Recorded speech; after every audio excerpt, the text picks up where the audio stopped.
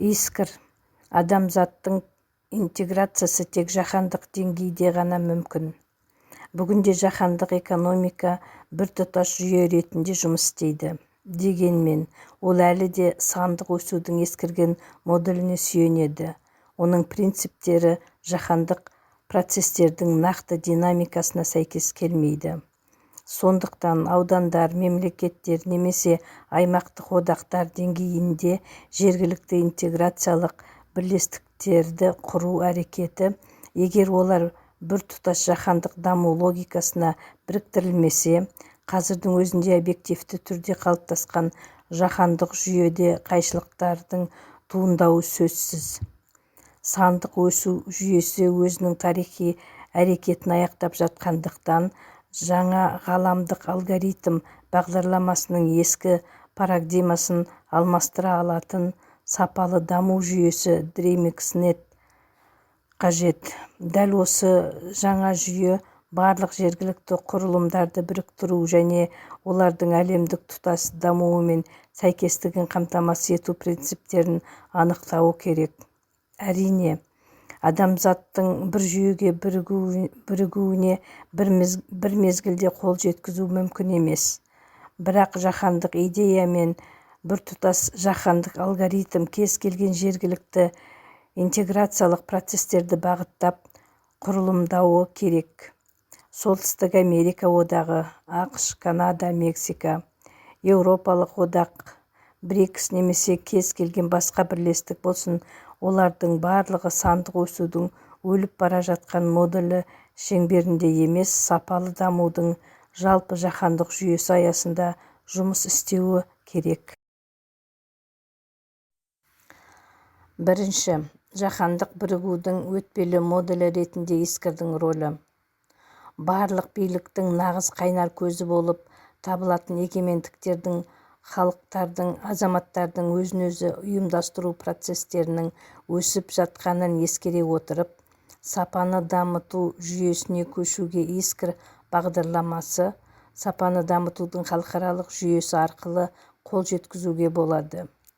Бүгінгі таңда Ресейдегі ондаған мың искр қатысушылары, әлемнің 8 континенттегі 53 елдің арасында осы жаһандық қозғалыстың ең үлкен өзегін құрайды. Олардың азаматтары да искр қатысушылары болып табылады. Осылайша, искр DreamX қазірдің өзінде тармақталған құрылымдық жүйені және сапаны дамыту қағидаттарына негізделген жаһандық интеграцияның жұмыс алгоритмін білдіреді. Екінші, жергілікті интеграциялық жобалар мәселесі.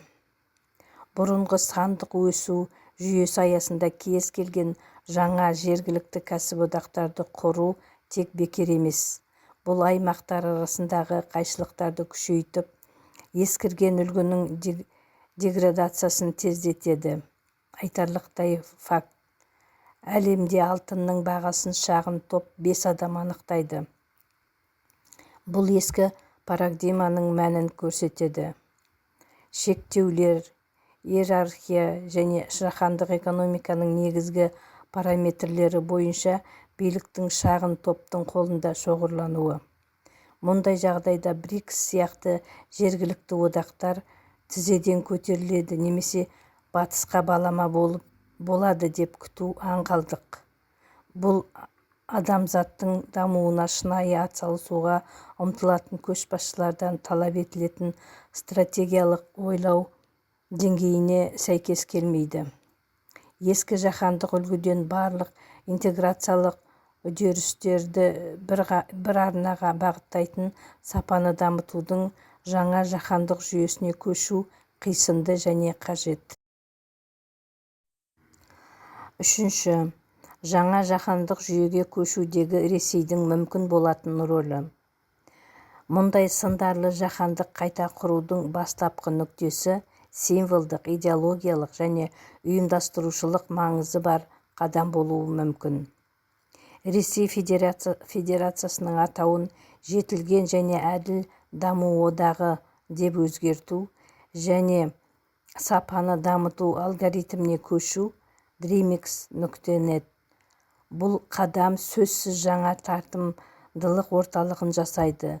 Оның айналасында әлемнің барлық жергілікті одақтары мен мемлекеттері бірте-бірте жақсы жаһандануды құру тәртібімен жоғары сапалы дамуға негізделген біртұтас жаһандық мінсіз жетілген әділ даму одағына бірігуі мүмкін.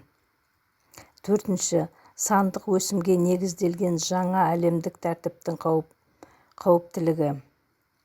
Өліп бара жатқан сандық өсу жүйесінің қағидалары аясында жаңа әлемдік тәртіп, жаман жаһандану және әртүрлі жергілікті одақтар құру әрекеттері сөзсіз сәтсіз аяқталады. Бұл бастамалар жаһандық дамуды өзгертудің объективті логикасына қайшы келетіндіктен адамзат үшін орасан зор тәуекелдер мен шығындарды тудырады. Біз денемізде небары 2-3 миллиард секунд 63-95 жылдар арасында өмір сүреміз.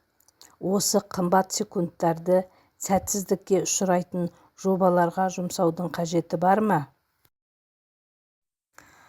Бесінші, қорытынды ұсыныс. Сондықтан мен бүгінгі интеграциялық үдерістердің барлық менеджерлеріне, сәулетшілеріне және операторларына өтініш білдіремін. Тым кеш болмай тұрып, операциялық алгоритмдеріңізді қайта қарап шығыңыздар. Сіздің өмір сүрген жылдарыңыз бос, шыдамсыз азап болмасын. Александр Шмидт, 6 желтоқсан 2025 жыл. Аударған Аканова Балблек Кажиевна, регистратор, координатор, Қостанай қаласы.